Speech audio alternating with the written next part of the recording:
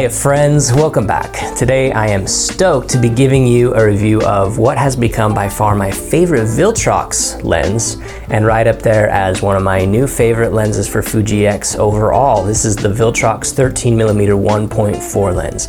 As many of you know, my favorite way to shoot on Fuji X is wide angle and with fast aperture, and Fuji already has two really killer options for shooting wide and fast, and that's the 16mm 1.4 and the 18mm 1.4 lenses natively. And Sigma also is bringing a well-known APS formula that they have to Fuji, the Fuji Arena, with their 16mm 1.4. So Viltrox enters this fray at a time when we've got some really great options. However, the purpose of this video really isn't to compare all four of those lenses together. As much as you know that I'm tempted to do that, I'm gonna save that for a future video where we will compare all four of those tasty lenses in an all-out wide-angle Fuji X battle to the death. So subscribe, stay tuned for that. But for today, my modest purpose is to just look at this guy. Viltrox sent me this a while ago for review, and I have definitely taken my time getting to this video. I really wanted to give this lens a great shot, and I feel like I've been able to do that now and give you an honest and thorough review of the strengths and weaknesses of this guy. But the too long didn't watch version of this review is that this lens is honestly for me a wonderful and welcome option to Fuji X's lineup. In fact, selfishly, it's the lens I wish Viltrox would have led with when they first started reverse engineering Fuji's camera API to bring those the first real third-party lenses other than Zeiss a couple years ago. I feel like it's an absolute shame that the new 18mm 1.4 was released before this lens and really took the wind out of its sail, because had it been released sooner, it would have absolutely filled a vital hole that Fuji has had since they released the X-T2. And that hole has been hybrid shooting. But I'll come back to that more towards the end. First, let's look at this for just what it can do with the stills. When it comes to build quality, this lens is what we've come to expect from Viltrox, which is an all-metal construction, the clicked aperture, although they always haven't done that, they have here. Although it is a little stiff, that aperture, it does have some nice detents.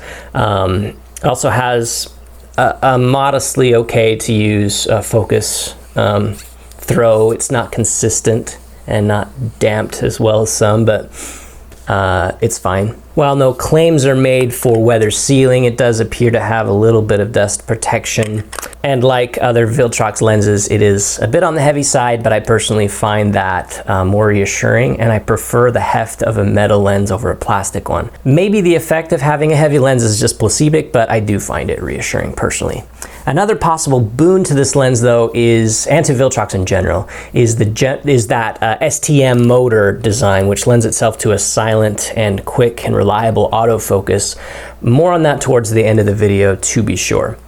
The plastic lens hood that comes with it does the job, fits on well, and the quality seems to be good. On to image quality. As to sharpness, I have yet to do a side-by-side lab test with existing Fuji wide-angle lenses. I probably will do that, but I can say that this lens is no slouch.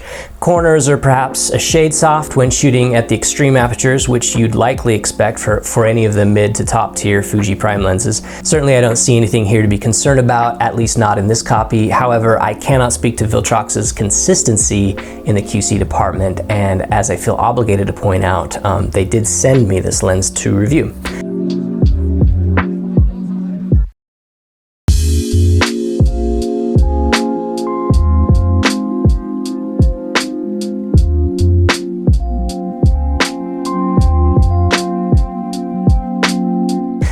As to the vignetting, I expected more than it gives. It is there, but it's not enough to where I feel like it needs to be corrected in post. Distortion is also there in the extreme apertures, but it's not horrible. I'm not actually sure if with Fuji exposing the official camera API for third parties now, that Viltrox is able to use the in-camera processing for correcting and minimizing things like distortion and vignetting. If anyone knows, I'd love any info you have on that in the comments below. But I tend to think it's probably not doing any in camera correction, which to me the vignetting and the distortion seem very passable. With a fast aperture like this has, and with a fairly close focus ability, you'll be able to get some nice blurry out of focus background when focusing on objects up close, which you guys know I love doing, and shooting close and wide like this. And as far as close focus, it has a 1:10 magnification ratio, which is not quite as close as I'd like it to be, but for this wide angle lens, perhaps it gets a pass. I can't imagine wanting to get closer than I am here in some of these shots. The bokeh quality is about as blurry as you might expect for a super wide angle lens like this, though it's a fast aperture lens. It's not a bokeh monster by any means. The background may be slightly nervous, but no worse than what native Fuji lenses at the wide angle produce. I don't see much color shifting on objects in the foreground and background, and all in all, chromatic aberration seems really well controlled. Though in the flaring department, things are not quite as wonderfully controlled.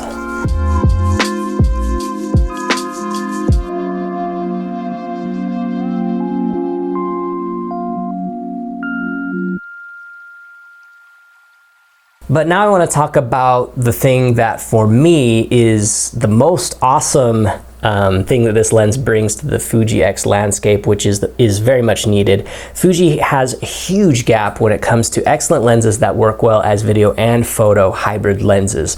All of Viltrox's lenses have helped fill that gap, but this one is my absolute favorite that Viltrox has produced so far for video, and maybe even my favorite lens for video for Fuji X overall, though I still have yet, to my shame, to try out the new 18mm 1.4, which I'm thinking also solves the problem for Fuji very well.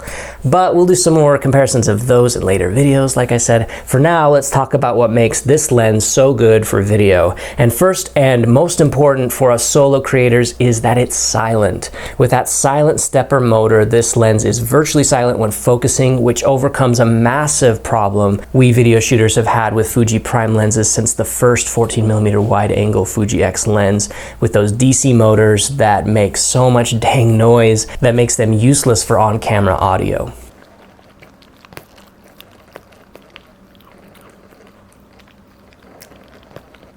This has been the only thing stopping me from shooting with my 16mm 1.4 lens for most video situations, and is what gets me super excited about the Viltrox 13-1.4. It's just completely silent.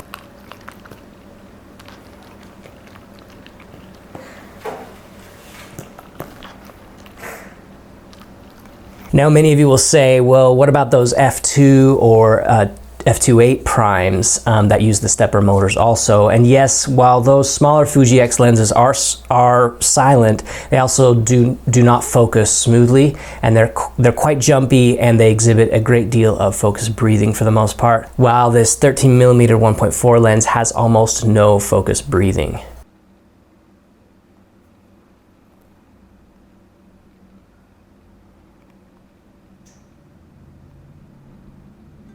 So with those simple additions, this for me has become the missing lens that I wish I had had in my Fuji lineup for the last 6 years of content creation.